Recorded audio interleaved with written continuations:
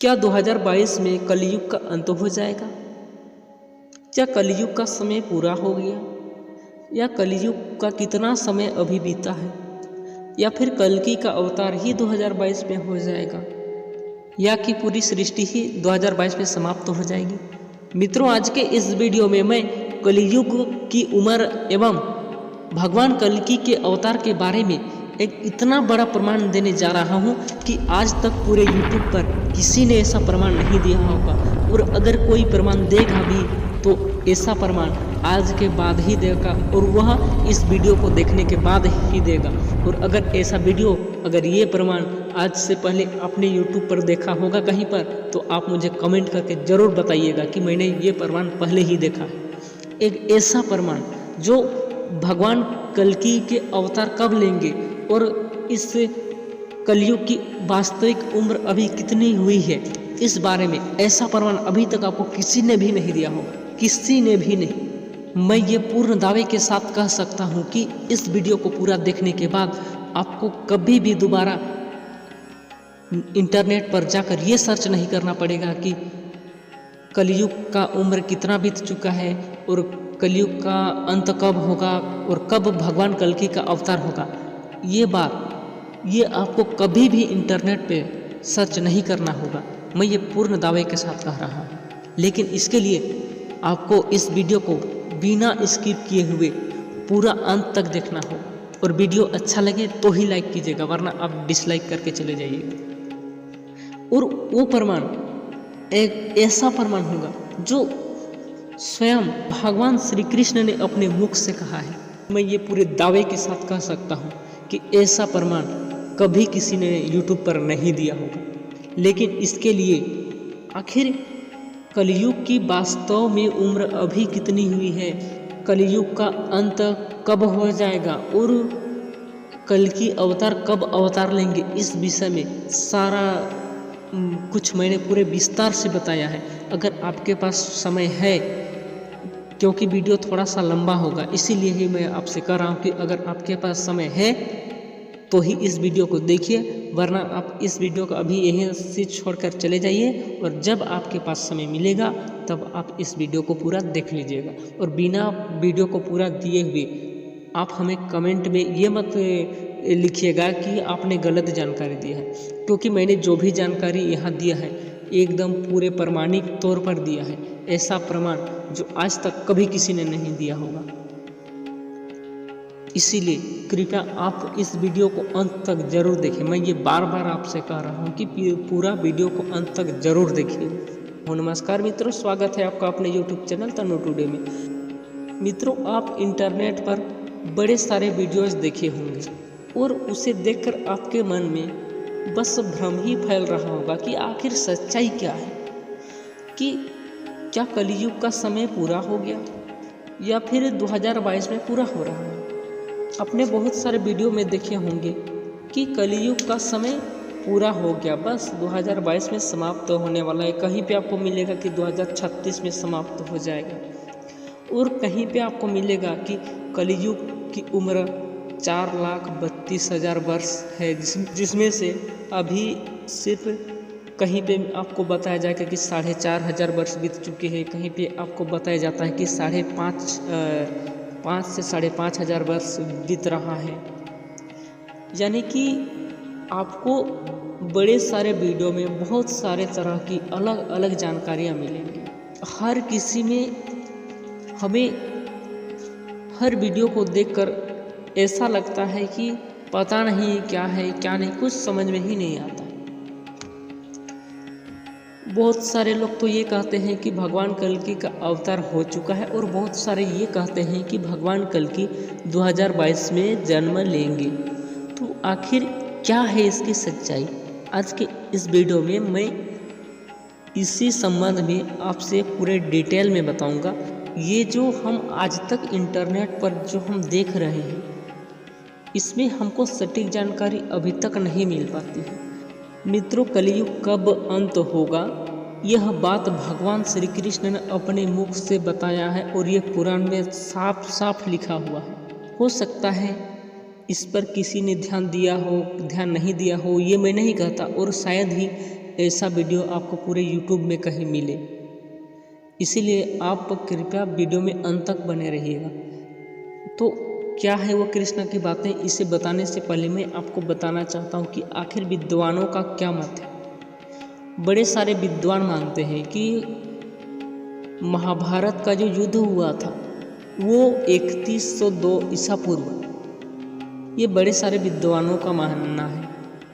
और कई सारे विद्वानों का मानना है कि 3132, 3152 यानी कि कुल मिलाकर अगर देखा जाए तो 3100 ईसा पूर्व में महाभारत का युद्ध हुआ था। और अभी का जो समय है वो है 2022। तो अगर दोनों को मिलाकर देखा जाए तो करीब करीब हमारे इस महाभारत के बाद, जैसा आप जानते हैं कि महाभारत काल में परीक्षित नाम के एक राजा हुए, उन्हीं के समय में कलियुग का प्रवेश हुआ था। यानी कि वे बड़े धर्मात्मा थे, इसीलिए उनके राज में कलयुग प्रवेश नहीं कर पा रहा था। छल के द्वारा कली ने उससे इस तरह से छल किया कि उसे मजबूर होकर कलियुग को प्रवेश करने देना पड़ा। और उस समय से अभी तक कुल मिलाकर देखा जाए तो 5000 वर्ष बीत गए हैं। यानी कि कलियुग की उम्र 5000 वर्ष हो गई है। लेकिन बड़े सारे विद्वानों का मानना है कि ये जो कलियुग है इसकी उम्र 4,32,000 वर्ष है। इसमें तो सिर्फ अभी 5,000 वर्ष बीत गए हैं।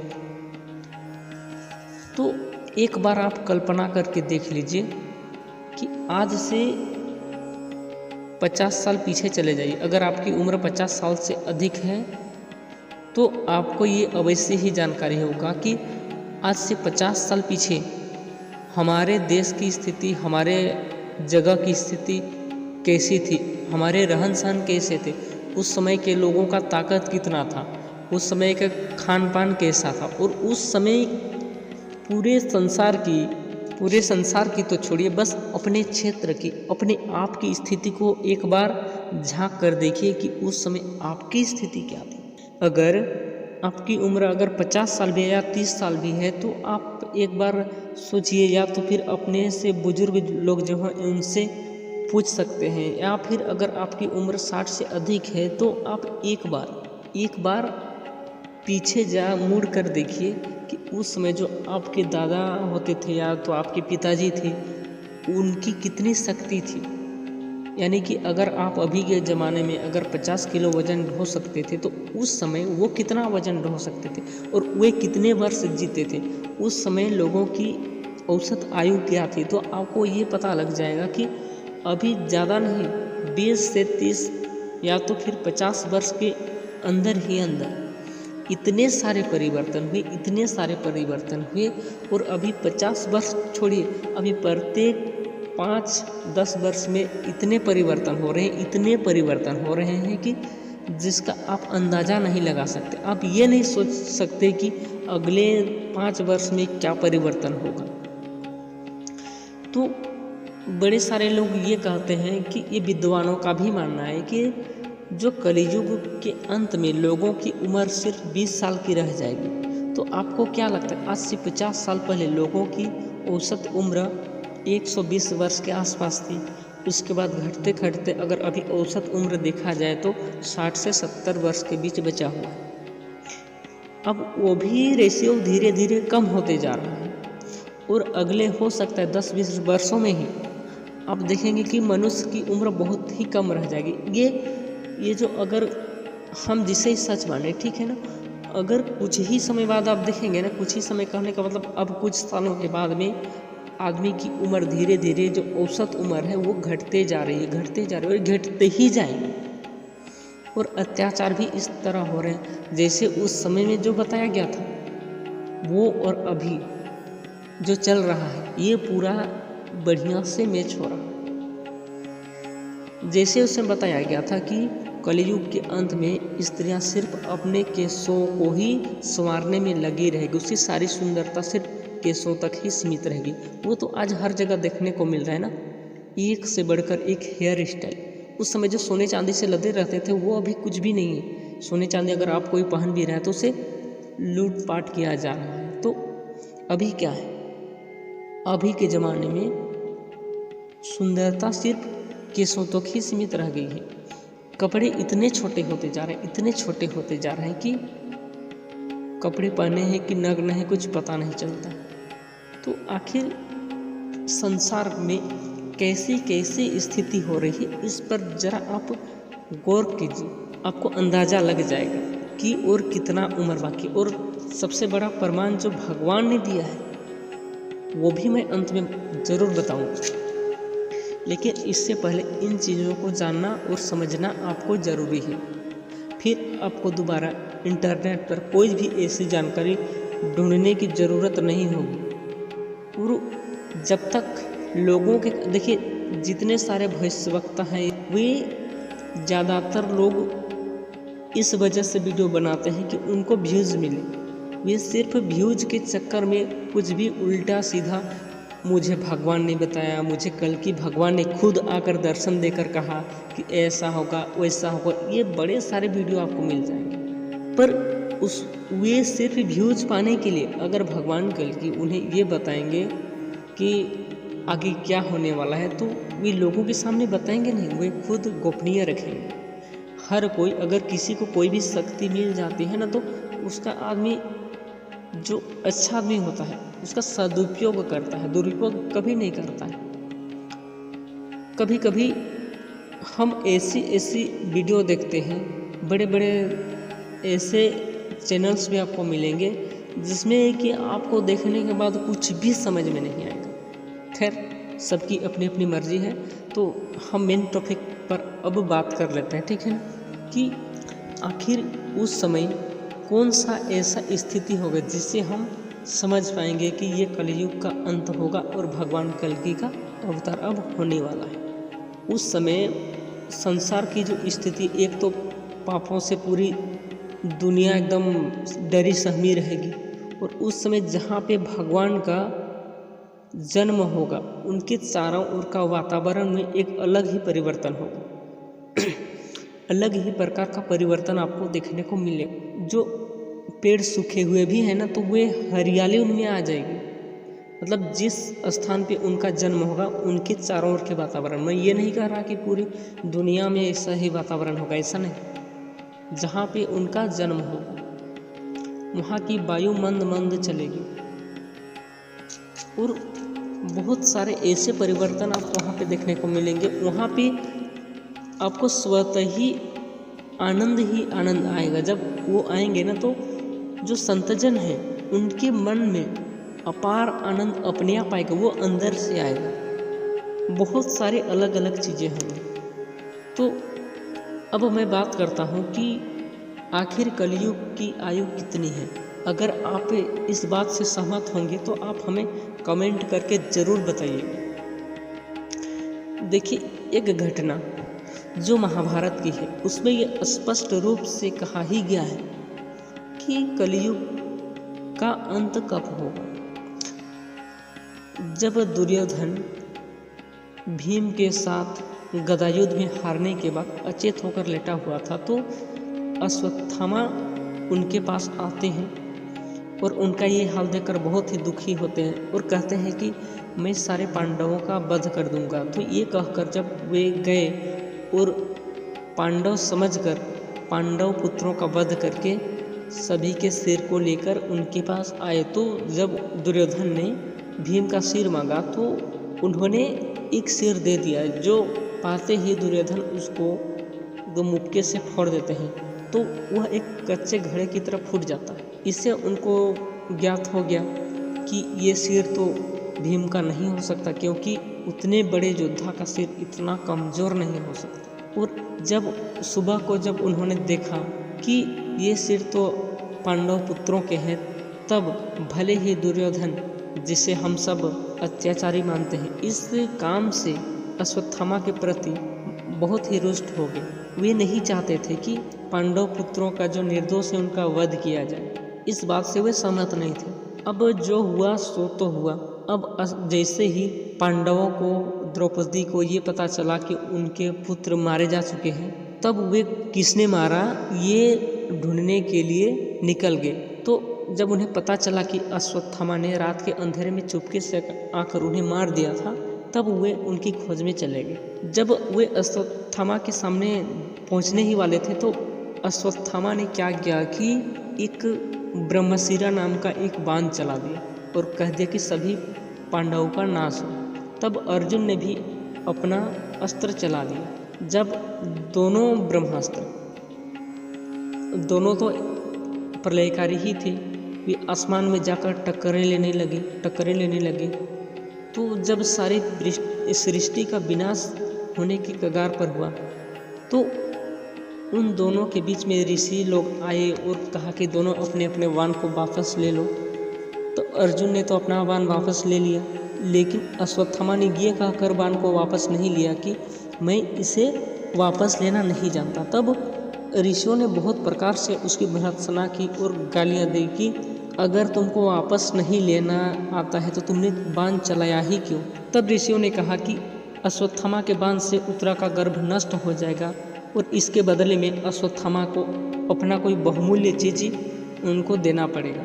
इसके बाद उत्तरा का गर्भ नष्ट हो गया और इसके बदले में अश्वत्थामा के मस्तक में जो मणि बचपन से लगी थी वो देना पड़ा, जिसे भगवान श्री कृष्ण ने निकाल लिया और अश्वत्थामा को श्राप दे दिया कि उसके मस्तक पे जो घाव होगा उससे हमेशा ही पीऊ निकलता रहेगा और अश्वत्थामा जो है वह 5000 वर्षों तक इस धरती पर भटकते रहेगा, उसके बाद जाकर उसका उद्धार होगा।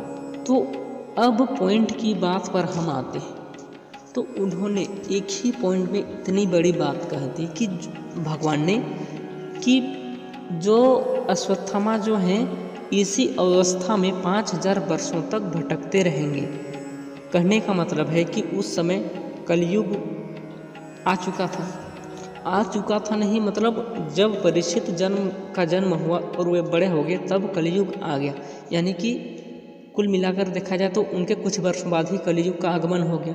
और उस समय से जो अश्वत्थामा हैं वो अभी भी शाप से मुक्त नहीं हुए हैं, उनको अभी तक मुक्ति नहीं मिल पाई है और वो अभी भी भटक रहे हैं। और बड़े सारे लोगों का ये मानना भी है कि अश्वत्थामा को अभी के समय में भी कुछ लोगों ने देखा है और बहुत सारे लोगों ने देखा है। उनका बहुत सारे लोग प्रमाण भी देते हैं, बड़े बड़े यूट्यूबर भी उनका प्रमाण भी देते हैं कि वे आज भी जिंदा है। और जैसा कि हर विद्वानों का कहना है कि कलयुग के 5000 वर्ष व्यतीत हो चुके हैं। अगर इस बात को अश्वत्थामा के उस श्राप से जोड़कर देखा जाए तो जो भगवान श्री कृष्ण ने अश्वत्थामा को 5000 वर्षों तक भटकने का जो श्राप दिया था उनके भी अभी 5000 वर्ष हो चुके हैं। अब अश्वत्थामा को मुक्ति भी दिलाना है, तो मुक्ति दिलाएंगे कौन? भगवान श्री कृष्ण। और अश्वत्थामा किनके अंशावतार हैं? वो है भगवान शिव जी की अंशावतार। तो उनको साप से मुक्ति भी दिलाएंगे तो भगवान श्री कृष्ण ही। तो उनको जब साप से मुक्ति दिलाएंगे तो 5000 वर्षों तक, उसमें जब 5000 वर्षों तक की जो बात आती है तो उसमें से कुछ वर्ष इधर उधर हो सकते हैं, लेकिन अगर एक मोटा मोटी तौर पर देखा जाए तो 5000 वर्ष अब हो चुके हैं। तो बहुत सारे विद्वानों का ये भी मानना है कि अभी कलयुग के 4500 वर्ष बीत चुके हैं और बड़े सारे विद्वानों का ये भी मानना है कि 5000 वर्ष बीत चुके हैं। तो इन सारी चीज़ों पर अगर आप गौर करें तो हम पाते हैं कि कलयुग के 5000 वर्ष बीत चुके हैं। अब पुराणों में ये भी लिखा है कि भगवान कल्कि और अश्वत्थामा मिलकर दुष्टों का संहार करेंगे और अश्वत्थामा को भी पापों से मुक्त कर देंगे, उनको श्राप से मुक्त कर देंगे। तो 5000 वर्ष जो उन्होंने झेला है तो उन्हें भी तो उद्धार करना है और इस सारी सृष्टि का भी उद्धार करना है। इसीलिए अब भगवान को कल्कि अवतार लेने में ज़्यादा वक्त नहीं लगेगा। जो विद्वान मानते हैं कि कलयुग की आयु 4,32,000 वर्ष है तो वो तो किसी भी तरह से फिट नहीं बैठती, क्योंकि आप जब तो एक बार आप खुद सोच कर ये देख लीजिए, आप खुद चिंतन करके देख लीजिए कि जो बदलाव सिर्फ और सिर्फ 5000 वर्ष में इतने सारे बदलाव हो सकते हैं। मैं 5000 वर्ष को सिर्फ और सिर्फ इसीलिए कहा क्योंकि जो विद्वान ये बताते हैं कि कलयुग की उम्र 4,32,000 वर्ष है, तो 4,32,000 के सामने ये 5,000 कौन सा बड़ा संख्या है, ये तो बिल्कुल छोटा सा संख्या है। तो इसमें इतने सारे बदलाव आ सकते हैं। जिस समय लोग भगवान का साक्षात्कार करते थे और उस समय क्या स्थिति थी वे पुराणों में पूरा वर्णित है। तो उससे अभी तक जो 5,000 के वर्षों में इतने सारे बदलाव हो सकते हैं, तो क्या जो थोड़ी बहुत बदलाव होने में बचा है उससे होने में और 4,32,000 में घटा दीजिए 5,000 को, जो वर्ष बचते हैं 4,27,000। तो इतने सारे बदलाव होने में जो थोड़े से जो बदलाव हैं इससे होने में क्या 4,27,000 वर्ष लगेंगे? क्या आपको लगता है कि इतने वर्ष व्यतीत होने के बाद ये बदलाव होंगे? अगर आप इस बात से सहमत हैं कि कलयुग का अब अंत होने ही वाला है या फिर 4,32,000 के वर्ष के बाद ही अंत होगा, आपकी जो भी राय है आप हमें कमेंट करके ज़रूर बताएं। और अगर वीडियो अच्छा लगे तो आप हमारे चैनल को ज़रूर सब्सक्राइब करें और